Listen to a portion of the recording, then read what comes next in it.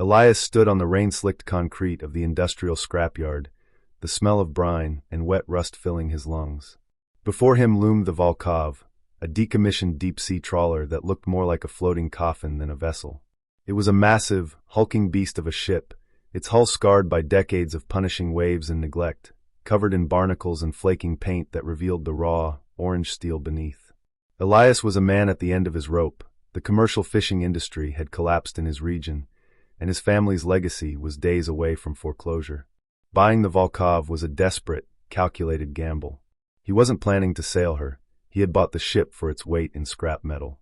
The auction listing had been vague, listing the tonnage based on standard trawler specifications, but Elias, with his lifetime of experience on the water, noticed the vessel sat lower in the water than it should have. He suspected it was laden with heavier, higher-quality steel or machinery that the scrapyard appraisers had missed. If he was right, the copper wiring and high-grade steel alone would pay off his debts. If he was wrong, he was ruined. The initial boarding was treacherous. The gangway groaned under his boots, and the deck was a minefield of rotted wood and jagged metal. The ship was silent, a ghost of the Cold War era, built with the brutalist efficiency typical of Soviet naval architecture. Elias spent the first few hours assessing the upper decks, calculating the yield of the bridge's brass fittings and the heavy cabling running through the walls. It was good material, but not the jackpot he needed. He needed the heart of the ship. He needed the engine room. Standard trawlers of this size ran on massive, reliable diesel engines, heavy cast iron beasts that were worth a fortune in scrap weight alone. But the Volkov was different. As he descended the narrow, spiraling steel stairs into the bowels of the ship, the temperature dropped, and the silence became oppressive. The air here was thick with the smell of ancient grease and something else, ozone and sealed preservation chemicals. Before we descend further into the dark depths of the Volkov to reveal what's hiding in the dark, we have a quick request for you guys. We are incredibly close to hitting our goal of 10,000 subscribers, and your support is the only thing driving these discoveries. If you enjoy these deep dive salvage mysteries, please hit that subscribe button right now. Also, check out the Super Thanks feature if you want to support the channel directly. It helps us fund these expeditions. And tell us in the comments, where in the world are you watching this video from? We love seeing our community grow globally. Now let's get that hatch open. Reaching the bottom of the stairwell, Elias faced a bulkhead door unlike any he had seen on a fishing vessel. It wasn't a standard watertight door. It was reinforced blast steel, secured with a rotating locking wheel that had been welded shut from the outside. This was the first major anomaly. Why would a fishing trawler need a sealed, armored engine room? It suggested that whatever was inside wasn't meant to be fixed by the crew, or seen by them. It took Elias 3 hours with an industrial angle grinder and a sledgehammer to cut through the heavy welds. The sparks showered around him in the dark corridor like fireworks, illuminating the sweat on his brow. With a final deafening crack, the seal broke. He heaved the heavy wheel, the hinges screaming in protest as the door swung inward. He expected the smell of rot and stagnant water. Instead, he was hit by a rush of dry, conditioned air. He stepped inside and swept his flashlight beam across the darkness. The room was cavernous, far larger than the ship's exterior profile suggested. In the center of the room, shrouded under a massive, heavy canvas tarp that had been strapped down with steel cables, sat an object the size of a small house. It occupied the entire central bay. Elias approached slowly, his heart pounding against his ribs. This was too big to be a standard trawler engine. He took out his knife and sliced the tension straps holding the canvas. With a heavy heave, he pulled the dusty tarp back, revealing the machine beneath. It was breathtaking. It wasn't a rusted block of cast iron. It was a masterpiece of engineering, gleaming with a dark, gunmetal finish that seemed untouched by time. The engine block was a complex network of chrome manifolds, turbine housings, and high-pressure hydraulic lines that looked more like the interior of a jet aircraft than a boat. It was immaculate. Elias wiped a layer of dust from a placard riveted to the side of the massive block. The text was in Cyrillic, but the numbers were universal. It read, Type X Prototype. Output, 5,500 HP classified. Elias staggered back. A standard trawler engine produced maybe 1,000 horsepower. This monster was a military-grade experimental power plant, likely designed for speed and silence, hidden inside the hull of a fishing boat. He hadn't just bought scrap. He had bought a military secret that had been perfectly preserved for decades. Elias circled the massive machine, his flashlight dancing over curves of milled titanium and high-grade stainless steel. The Leviathan, as he began to call it in his mind, was not merely an engine, it was a beast of war caged in a prison of rust. The sheer engineering complexity was staggering. Unlike the clunky, oil-spitting diesels he was used to repairing, this unit featured a dual-stage turbocharging system that fed into what looked like a hydrojet propulsion interface. This confirmed his suspicion. The Volkov was never designed to trawl for fish.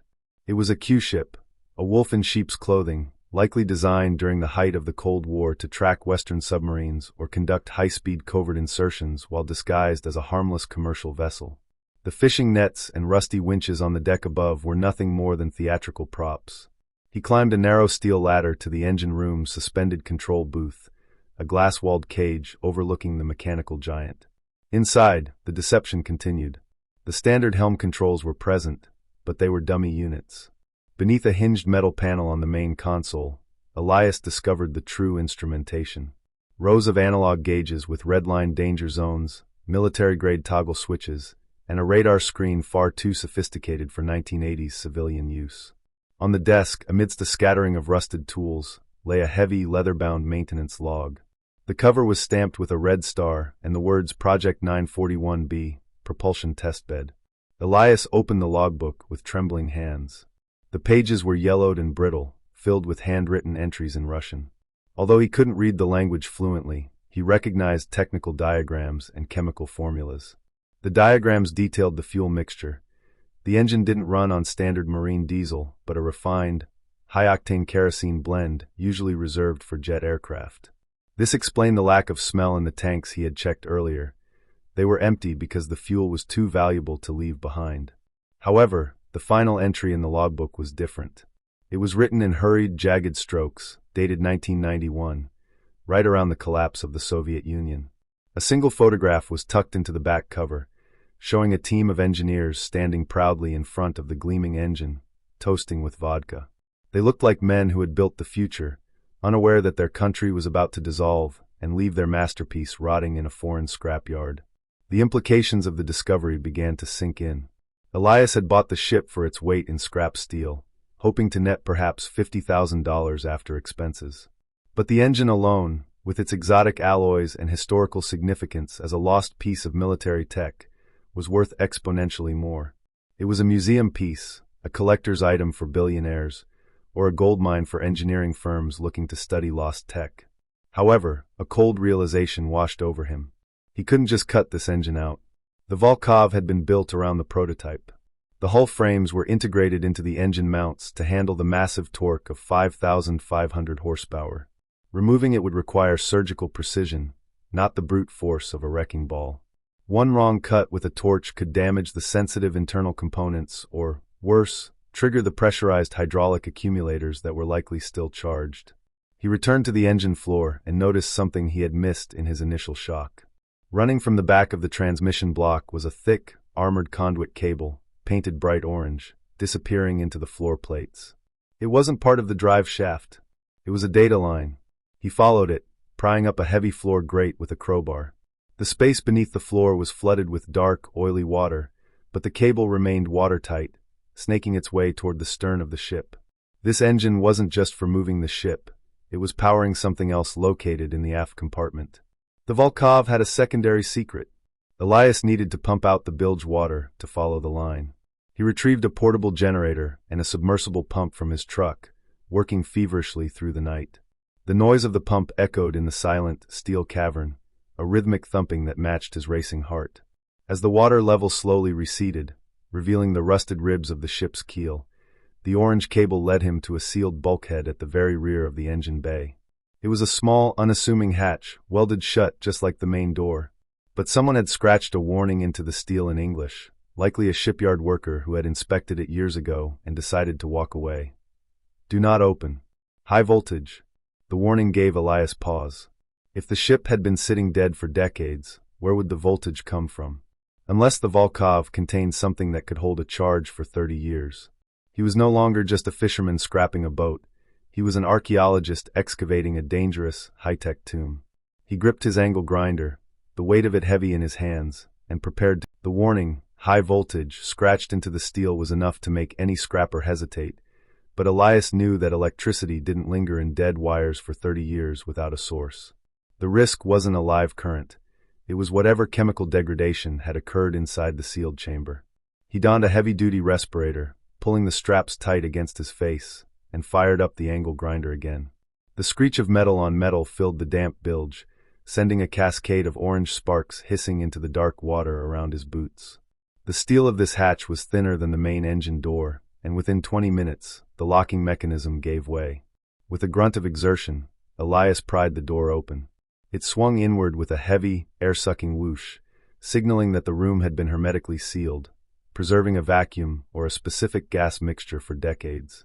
Elias stepped through the threshold and immediately noticed a change in the atmosphere. The air here was bone-dry and smelled faintly of burning ozone and copper. He swept his light around and gasped.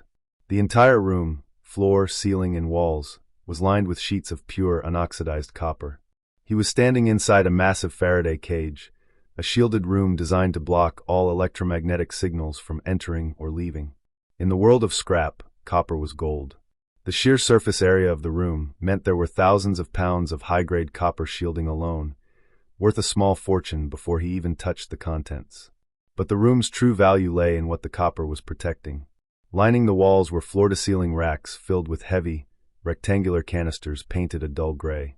Elias recognized them from his brief time working in a naval shipyard years ago. They were silver-zinc batteries, massive, military-grade power cells used primarily in submarines and torpedoes because of their high energy density. Unlike lead-acid batteries found in cars, these cells contained significant amounts of silver plates. There were dozens of them, arranged in series. He did a quick mental calculation. If the internal plates were still intact, the recoverable silver content in this room alone could be worth over $100,000. The Leviathan, engine outside, wasn't just for propulsion. It was a massive generator designed to charge this colossal battery bank, allowing the ship to cut its engine and run silently on electric power for days, drifting and listening. He moved deeper into the copper room, stepping over thick bundles of cabling. At the far end sat the brain of the operation, a wall of electronic surveillance equipment that looked like a scene from a sci-fi movie. It was a rack of acoustic processors, frequency modulators, and signal interceptors, all filled with vacuum tubes and circuit boards rich in gold and palladium.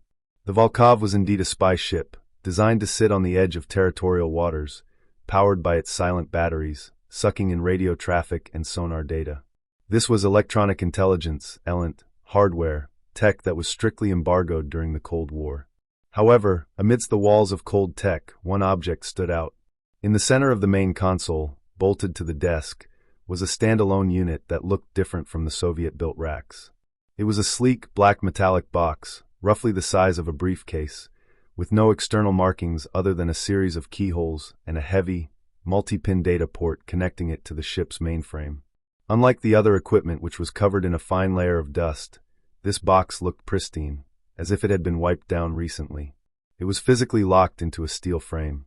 Elias realized this was the black box, the hard drive of the operation.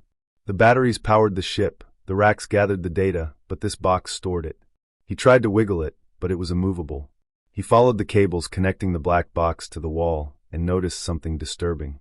The cables didn't just go into the ship's wiring. They were rigged to a series of small, red canisters mounted beneath the desk. Thermite charges. Destructive incendiary devices designed to melt the drive into slag in the event of a boarding. They hadn't detonated. The crew had abandoned the ship, welded the doors, and left, but for some reason, the self-destruct mechanism for the data had failed to fire. Elias was standing inches away from live incendiary explosives that had been sitting unstable for 30 years.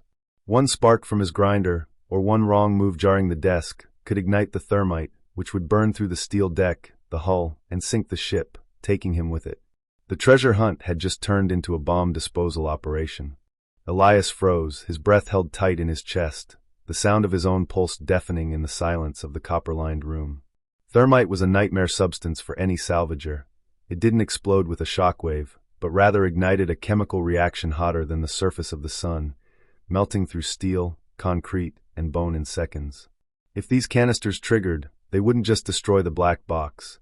They would burn a hole straight through the bottom of the Volkov, sinking the ship at the dock and incinerating him in the process. The fact that they hadn't detonated 30 years ago was a miracle, likely due to a failure in the electrical trigger system when the ship's main power died. However, the chemical primer inside the canisters could have become unstable over time, meaning even a small vibration or a static shock could set them off now. He slowly lowered the angle grinder to the floor, terrified that the metal-on-metal clink would be the last sound he ever heard. He couldn't use power tools here. This required surgical dismantling. He reached into his tool belt for a pair of insulated wire cutters and a small, non-sparking brass wrench. His hands, usually steady from years of hauling nets in freezing waters, trembled slightly as he reached under the desk. The wiring connecting the thermite canisters to the black box was brittle, the rubber insulation cracking with age. If he cut the wrong wire, or if the cutters caused a short circuit, he would complete the loop and ignite the charges. He had to identify the power source wire versus the ground wire in the dim light of his headlamp, deciphering the faded color coding of Soviet electronics. Sweat stung his eyes, but he couldn't wipe it away. He traced the leads back to the junction box. He decided to bypass the trigger mechanism entirely by physically unbolting the canisters from the desk first, separating the fuel from the target. Working with agonizing slowness, he loosened the rusted bolts holding the red cylinders. One by one, he detached them, gently lowering them to the floor, far away from the black box. With the incendiaries removed, he finally cut the data cables connecting the black box to the ship's mainframe. He heaved the unit up. It was incredibly dense, weighing nearly 50 pounds. He cradled it like an infant, stepping carefully over the cables, out of the copper room, past the silent Leviathan engine, and up the long, spiraling stairwell to the deck. Emerging into the daylight, the fresh sea air felt like a blessing. He placed the black box on the scarred wooden table in the ship's galley, which he had been using as a temporary office. In the natural light, the device looked even more alien. It wasn't just a hard drive. It was a ruggedized magnetic tape storage unit, a piece of technology that bridged the gap between analog and digital. There were no standard ports, only a multi-pin military connector that looked like a jagged mouth. Elias knew he had hit a wall. He could strip the copper and sell the engine parts, but this box required a specialist. He couldn't just plug it into a laptop. He needed someone who understood obsolete, classified naval cryptography. He wrapped the device in a heavy blanket and locked it in the cab of his truck. He knew exactly who to call. There was a retired naval communications officer named Vance who ran a surplus electronics shop in the industrial district, a dusty, cluttered place filled with ham radios and radar parts. Vance was a genius with dead tech. Elias drove straight there, the black box riding shotgun. When he placed the heavy unit on Vance's counter, the old man's eyes went wide. He didn't touch it at first. He just leaned in, inspecting the serial numbers and the unique locking mechanism. Vance spent the next 3 hours building a custom interface cable, soldering wires from the black box's archaic port to a modern signal analyzer. The tension in the small shop was thick. If the box had an internal dead man switch, a secondary security measure that wiped the data if the wrong voltage was applied, they would lose everything. Vance adjusted the voltage deliberately, matching the low amperage output of the ship's original system. He threw the final switch. The black box hummed. It was a low mechanical, whereas internal tape reels began to spin for the first time in decades. On Vance's monitor, a stream of green hexadecimal code began to cascade down the screen. The encryption was heavy, but the header information was readable. It wasn't just engine diagnostics. It was a recording. The drive contained the complete telemetry and audio logs of the Volkov's final mission. O brilho verde do monitor de fosforo iluminava o rosto enregado de Vance e expresso de incredulidade crescente de Elias. Ok comico como uma torrente chaotica de dados hexadecimais lentamente se organizo algo compreensível. Graças aos algoritmos de descriptografia que Vance havia acumulado ao longo de décadas lidando com tecnologia excedente de Guerra Fria. O arquivo de audio, limpo de estática, comico a tocar. Neo havia voces gritando ordens o pânico, em vez disso, havia apenas pulso rítmico, constante quase hipnótico, a assinatura de sonar de alta frequência. Vance adjusta os níveis e sobrepôs os dados visuais na tela. Uma imagem tridimensional do fundo do oceano cômico a ser renderizada, linha por linha, construindo uma topografia de desfiladeiros subaquáticos profundos e planícies abissais. Agravaceo neo era apenas registro de navigaco, era mappa de caca ao tesoro. Os datos de telemetria revelaram que a Volkov neo estava apenas testando o motor Leviathan. A nave estava usando o silencio absoluto proporcionado pelo prototipo para entrar em aguas internacionais disputadas sem ser detectada. A missão era de recuperação, mas neo de satellites ou mísseis. O sonar focuem uma animalia específica no lido marinho, a mais de 3.000 metros de profundidade. A medida que a renderzaco digital se tornava mais nítida, a forma inconfundível de casco quebrado emerge de escuridão digital. Neo era submarino, mas cargueiro mercante do estilo de Segunda Guerra Mundial, partido ao meio e parcialmente enterrado no lodo. Vance congela imagem e puxu uma referência cruzada, banco de dados marítimo histórico. O computador leva alguns segundos antes de cuspir nome, SS Argentum. Elias sensuum arrepio percorrer sua espinha. O Argentum era uma lenda entre os salvadores marítimos e cacadores de tesouros, navio fantasma, britânico que desapareceu em 1944 enquanto transportava pagamento secreto de 200 toneladas de prata industrial e lingotes de platino para os Estados Unidos como pagamento de dívidas de guerra.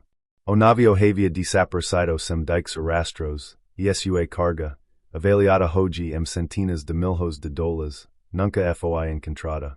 A Volkov, usando sua tecnologia de sonar superior e propulso silenciosa, havia localizado o naufragio em 1991. Mapido os destrocos e confirmado a carga com leituras de densidade metálica. Eles tinem encontrado o santo grau dos naufragios. No entanto, a verdadeira revelação estava nos metadados do motor que acompanhavam o mapa. As leituras mostravam que, durante a operação de mapeamento, o motor Leviathan operou a 98% de capacidade, gerando 5.500 cavalos de potência, mas a saída de ruído acústico registrada pelos hydrophones externos era virtualmente zero. O motor utilizava sistema revolucionário de cancelamento de phase ativo, anulando a própria vibração antes que ela pudesse se propagar pela água. Vance olhou para Elias. O choque evidentem seus olhos. Aquele motor enferrujado no pareo de Volkov neo era apenas uma peca de musu. Era a soluco para problema de física que, as marinhas modernas ainda lutavam para resolver perfeitamente. A tecnologia de propulso fantasma valia tanto quanto, ou talvez mais, do que a prata no fundo do mar. A tripulação de Volkov havia escondido esses informações porque a União Soviética estava colapsando ao redor deles. Eles não podiam voltar para casa com o tesouro sem que o governo o confiscasse, e não podiam vender a tecnologia do motor sem serem executados por Traco. Então, eles trancaram tudo, o mapa, o motor, os dados, e abandonaram o navio em porto estrangeiro amigável, esperando retornar quando a poeira baizasse. Mas eles nunca voltaram. Elias agora possuía as coordenadas exatas de uma fortuna em metais preciosos e a única prova física de uma tecnologia de propulso furtiva que poderia mudar o equilíbrio do poder naval. Mas o conhecimento trazia perigo imediato.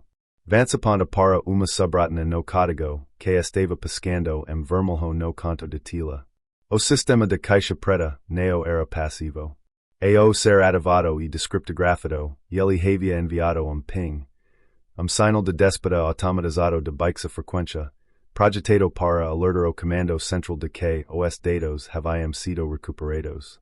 Embora a União Soviética não existisse mais, os satélites e as redes de monitoramento automatizadas ainda podiam estar ativos, ou upire, os códigos de frequência podiam ter sido herdados por agências de inteligência modernas ou contratantes militares privados que monitoravam as antigas frequências de Guerra Fria em busca de ativos perdidos.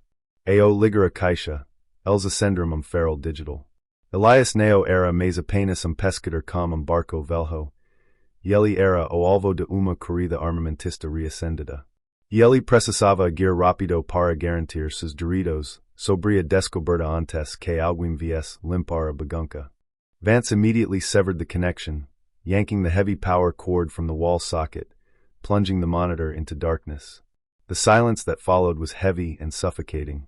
The ping had been a burst transmission, a digital shout into the void, and there was no way to call it back. Vance, pale and sweating, ejected the newly created backup drive containing the decrypted maps and engine schematics, shoving it into Elias's hand. He explained that the signal frequency used was a dormant Soviet naval channel, one that was undoubtedly monitored by automated listening posts from Alaska to Norway. Within hours, algorithms would flag the anomaly, triangulation would begin, and interested parties, governments or private military contractors, would be turning their satellite eyes toward the scrapyard. The Volkov was no longer just a pile of rust, it was a beacon.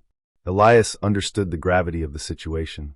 He left the shop through the back alley, carrying the black box wrapped in a lead-lined welding blanket Vance had provided to dampen any further passive signals. The drive back to the shipyard was a blur of paranoia. Every passing car looked like a tail. Every distant siren sounded like an approach.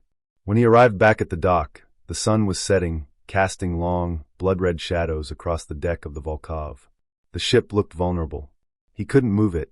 The engine was non-functional without the specific fuel and startup sequence, and he couldn't hide a 2,000-ton vessel. He had to secure the asset in a way that made him indispensable. If he simply ran, they would take the ship and the engine. He needed to be the gatekeeper. As he boarded the ship, a high-pitched whine cut through the ambient noise of the harbor. Elias looked up to see a small, sleek quadcopter drone hovering motionless about 200 feet above the ship's funnel. It wasn't a consumer toy. It was matte black, devoid of lights, and stabilized against the wind with eerie precision. The surveillance had already begun. The ping had worked faster than Vance had predicted. Whoever was watching was assessing the site, likely preparing for an extraction team. Elias knew he couldn't fight a paramilitary force with a flare gun and a crowbar. He needed a shield, and his shield would be the law. He realized that trying to sell the silver or the engine on the black market would get him killed. The only entity powerful enough to protect him from the wolves was the government itself. He retreated into the ship's hardened citadel, the copper-lined Faraday cage room deep within the hull. It was the only place on the ship safe from electronic eavesdropping.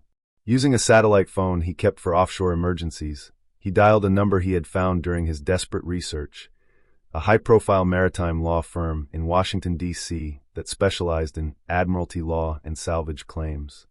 He didn't speak to a secretary. He used the terminology he'd learned from the logs, Project 941B, classified prototype recovery, and sovereign asset liquidation. The tone on the other end of the line shifted instantly from dismissive to professionally urgent. Elias outlined his position clearly. He held legal title to the vessel and its contents, purchased lawfully at a public auction. He possessed the physical prototype of the Leviathan stealth drive, the blueprints, and the coordinates to the SS Argentum. He wasn't asking for permission, he was offering a deal. He would hand over the technology and the coordinates to the U.S. Navy in exchange for a full salvage award for the silver and a finder's fee for the engine technology. He made it clear that if any independent contractors attempted to board the ship before the official U.S. Marshals arrived, he had rigged the engine room to flood, which would destroy the electronics and corrode the prototype beyond study. It was a bluff. He hadn't rigged the charges yet, but the threat of losing the technology was enough to force their hand. The lawyer confirmed that a federal protective detail could be there within 2 hours, effectively seizing the site under national security protocols while preserving his financial claim. Elias hung up and sat in the dark, copper-walled room, listening to the hum of the drone outside. He had just invited the U.S. military to invade his scrapyard, betting everything that they would write a check instead of arresting him. He spent the next hour photographing every inch of the engine and the documents, uploading them to a cloud server triggered to release to the press if he went missing. He was no longer a fisherman.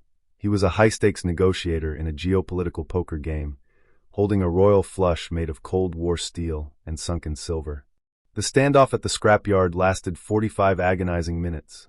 Elias stood on the bridge of the Volkov, watching the drone hover like a mechanical vulture while unmarked black SUVs began to circle the perimeter fence.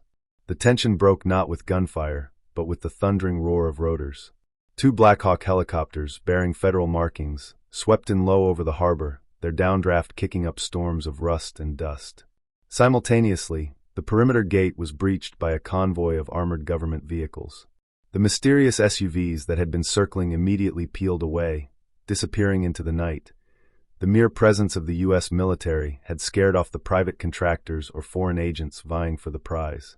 Heavily armed tactical teams secured the dock, moving with precision, while a team of suits, naval intelligence officers and treasury agents, boarded the gangway. Elias was not arrested. Instead, he was treated as a high-value asset.